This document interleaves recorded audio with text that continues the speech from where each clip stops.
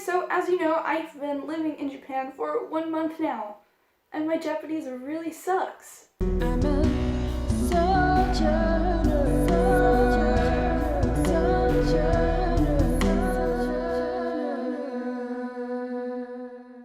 I just want to show you guys some of the books and methods I'm using to try to learn the language here. Not everything that I'm doing may work. Again, I'm a beginner, so I have no idea where some of this stuff is gonna go. But I think it'll be interesting to just let you guys know how I'm doing with my Japanese every once in a while to see if I can get better at it. I still find myself struggling when I go to the grocery store or to a beauty and drug store, trying to read different labels, and then if I get mail, sometimes I don't know what it is. I really want to be able to communicate with people too. So slowly but surely, I'm going to finally put my foot down and learn the language, hopefully. The good thing for me is that I've studied my hiragana, which is a part of the Japanese alphabet. I've studied that since middle school. This was my best friend in middle school and high school. It's just easy and small and simple. You can open it up and they already have a chart of hiragana and then katakana at the end. And they usually just have a picture and the symbol really big written at the top. A place at the bottom where you can practice and write out your kana characters, which is so important. You have to write them out. Repetition is key when memorizing these.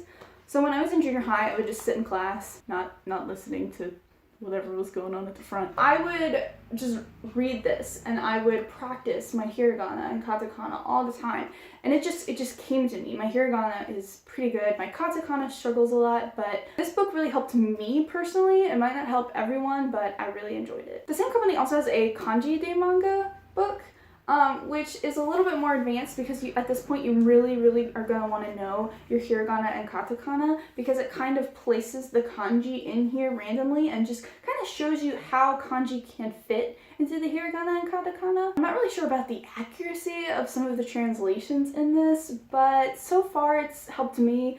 The kana books have helped me a lot more than the kanji books. I'm still kind of struggling with that, but the good thing with this is that it teaches you super basic ones first that you'll need to know, like numbers, minute, yen, stuff like that, stuff that's super practical. There's 6 volumes of it. Each volume gets harder, the strokes get harder, the reading gets harder. So you can just start from 1 and work your way up. Okay, so the holy grail of learning Japanese, according to a lot of people, is this book right here. You may have heard of it. Genki is used by a lot of my friends who are actually in college and taking college courses in Japanese. So I figured I'd pick up my own copy. It honestly wasn't that expensive considering it's a textbook. It was about $50 for this and the workbook together. But overall, I've been enjoying it. I'm only 2 lessons in, but it gives you really practical words to first start to study, like what time is it, how much is this, greetings and stuff like that.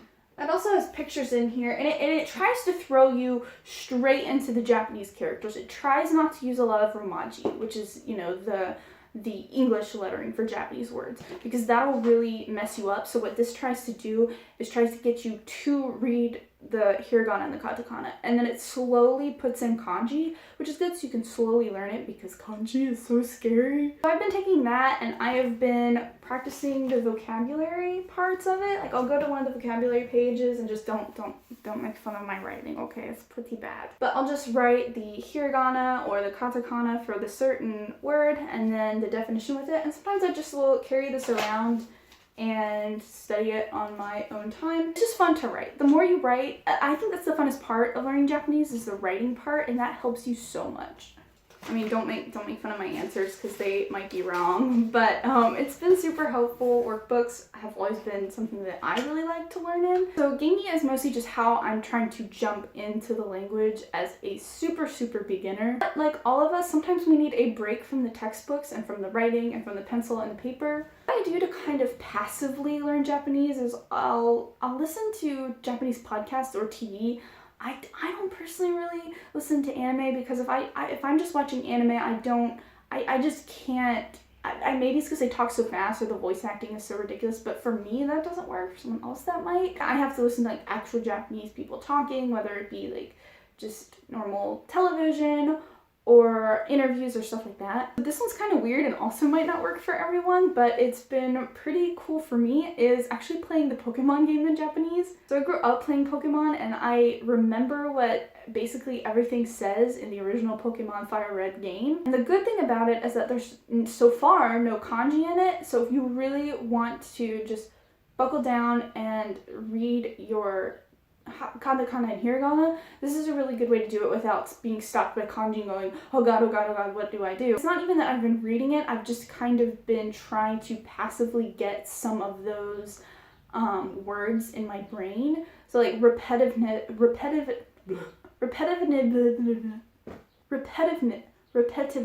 you know what I mean? It's just so important. So, and I think that that's just a good way to kind of relax and take a break while also kind of learning the language at the same time. I've been doing that. It's just a fun way to still learn Japanese without feeling like you're learning it. So we'll see how these methods go for now. Self-learning, I know, is not something that everyone can do, and I might be one of those people, but we will just have to wait and see after I go through a couple weeks or a couple months of this and see what changes. I'm just really looking forward to the fact that I'm starting basically from ground zero and working my way up, and you guys can watch me as I hopefully improve. Anyway guys, I'll try to keep you on track on how I am learning the language and if these books are helping me, and if they're not, hopefully they will, but you never know, everyone's different. Thank you guys for watching. Subscribe if you are interested in my videos, and I will talk to y'all later. One thing I forgot to mention that is super important and has helped me probably the most, probably more than the books have actually, is downloading a Japanese keyboard for your cell phone. This has helped me so much because you can kind of memorize where certain keys are and then what sound goes with that key and with that symbol. Plus, typing in Japanese will help you feel so cool, and it's just a really fun way to really get those characters in your head. And when you type out the characters, sometimes something will pop up and it'll be a word and it'll say, do you mean this word? And it'll have the kanji with it too. So like if you type taberu, which is eat, and you type that out in hiragana, the kanji for it will pop up, so you can kind of even learn your kanji a little bit that way. If you know any friends who are also studying Japanese, get them to download Japanese Keyboard and just message each other that way. I've also been using the HelloTalk app, which a lot of YouTubers have promoted. And to be honest, yes, it is so worth the hype. It's been so helpful, and people in there have been so nice in correcting my Japanese statuses and grammar. You can also just upload photos throughout your day and type in Japanese just little messages and statuses, just like you would on Facebook or Instagram. Like you can put your cereal on there and just be like, good morning, I'm eating my cereal. It's chocolate and it's really yummy. And type that in Japanese, and a Japanese person can go in and correct your posts so that you can learn from your mistakes. It's just really awesome. I will talk to y'all later.